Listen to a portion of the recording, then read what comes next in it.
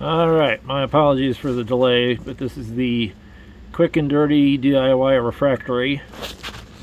I've already made up a batch here, but I'll show you how to mix everything all together. And it already has some extra additives that I've put together, but I apologize for the sound quality. I've got a mask on because silicosis is not something you want to screw around with. Just not worth it. Put a mask on, N95, good dust mask, respirator, or whatever you want to use. So basic components. Mortar mix doesn't have any aggregate in it. Works best for a refractory if you're just pouring or using it for molds. But I'll do a 4 to 2 to 1 mix, and I'll go through everything in just a moment here. I have a pre-measured scoop. I'm not entirely sure what size that is. About 4 of those.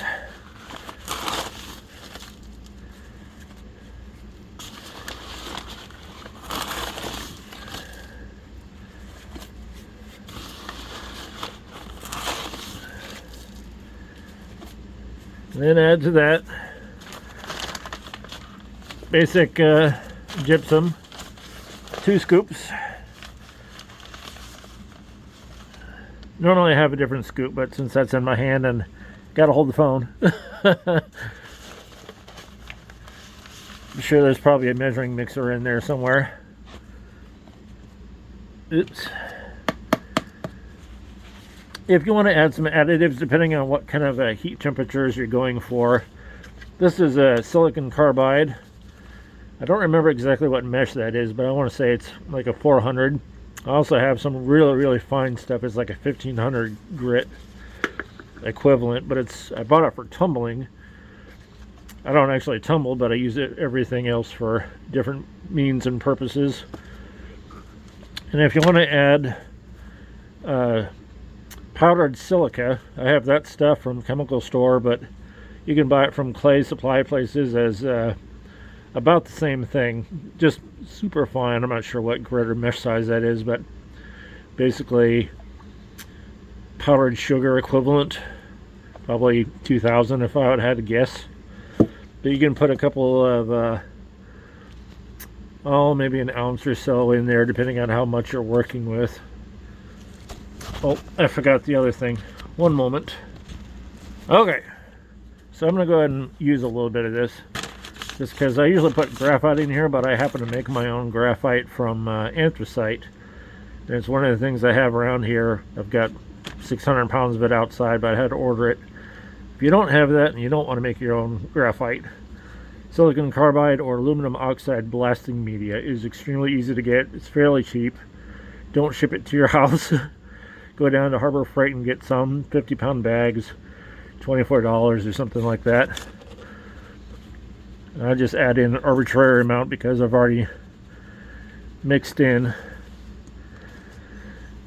Anyway, it's not really going to do anything for strength, but it helps resist higher temperature. I mean, it has a modicum of a strength modifier to it, but mostly it's there to keep more heat out of your project. Or if it's something like you're doing a burnout for PLA plastic, if you're 3D printing, this will actually retain more heat inside, and it's more effective on helping maintain the heat on the inside of your mold to help burn out more of that plastic without having to get so high of a temperature. I do my burnouts at about 800F, 450C. Works really well. Doesn't bust up the mold as much. Okay, how to make a low room. That is bulk pumice. You can buy that from bulkapothecary.com, I believe, is where I got that one from. But it's another thing you can buy in bulk from clay places or like Laguna or someplace. I'm not sure how much they sell it for. Bulk Apothecary is much cheaper. That was 5 pounds at one time. Anyway, the 4 to 2 to 1 ratio. This is the 1 scoop. So we'll add in a bit of that. Maybe a little more because I kind of missed the scoop there. That is more for heat retention. Pumice is a volcanic stone. as far as I know, in the United States, a lot of that comes from, I think, Utah, if I remember it correctly. I'll play that later. Giant mines out there, maybe California, places like that. And then after you get all that mixed together, I usually just hand mix it with gloves on. Get a nice even kind of a taupe color when it's all mixed together. And this is your base powder. It's really light and fluffy when you get it all together. It almost floats out of your container. But I keep that separate as kind of like your main mix. So if you want to add to that reinforcement, I have this stuff. This is silica sand. They use it for pool filtering. I think I got that off of Amazon for like 18 bucks shipped to my door. But you can go down to pool supplies places and they'll have that there. If you live on the beach, it's practically the same thing. That's more for reinforcement, high temperature resistance.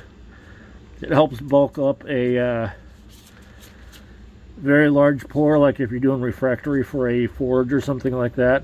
I'll put it in my molds every once in a while, but most of the time I don't have a use for it in a mold. It just takes up space, and most of the time it'll sink down to the bottom of your piece before you ever get a chance to incorporate it. Okay, so this is your powdered stuff. We'll put that on there. Now for your water, I don't have a set amount that I do because everything I do is always different. So when I'm mixing my water in, I'll put the water in first. And then I have homemade sodium silicate. It's got some of my graphene stuff in there. I'm kind of experimenting with it. If you want to make your own sodium silicate, you can either use this stuff. You can buy your own powder. It'll actually say sodium silicate on there, and it'll come like this initially, but as soon as you open it, water will start to incorporate with it, and it'll turn into like a salt rock if you've ever been around horses. It's kind of hard to deal with. You're better off just hydrating it and put it in a bottle. You don't have to buy the pre-made stuff. You can if you want. This is much cheaper. It makes a ton. Excuse me. Normally I don't narrate through a mask and all that. Anyway, if you want to make your own sodium hydroxide, lye, potash, whatever you want to call it, you can use potassium hydroxide also, but that's a little different use case. Sodium silicate's a little bit better for molding and adhesive property. You take some of that and you put in silica mesh, or you can get those silica gels like desiccant. Matter of fact, I think I have some of those. Let me go grab those. There we go. Also got that off Amazon. I've also seen it like at Harbor Freight, or not Harbor Freight, Home Depot, Lowe's, wherever you want to go to.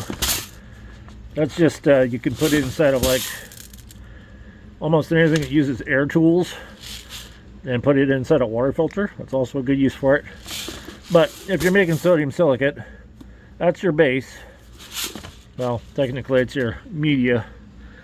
You put the sodium hydroxide in a container, fill it with distilled water, you boil it, and then after a while the silica beads will dissolve, and you'll be left with that.